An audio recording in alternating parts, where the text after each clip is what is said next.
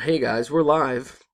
Just as the clock went from 8:29 to 8:30, as you can see there, and we are battling for Hunter's Red Bar R5.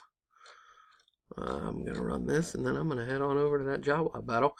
I got 110 spots that I'm gonna copy and take over to random to find our winner. Copy him here, paste him over here. There they are, 1 through 110. Gonna roll the dice to see how many rounds we're gonna go. Gotta get at least a 5. We got an 8. So we're golden. Good luck, guys and gals. Perhaps. Here we go. Sam, round 1. Peter, 2. Sam, 3. Frederick, 4. Steve, 5. Ron, 6. Hans, 7. And our winner is Steve Stanek in at number 60. Congrats, Steve.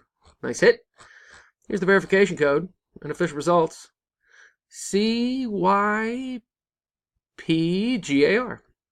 Steve Stanek in at number 60 is the victor of the Red Bar R5 battle.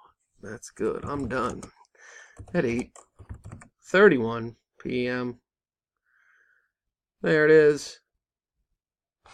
Again, here's the official results and the winner, Steven at number 60. Congrats. See you next time, guys. Thanks.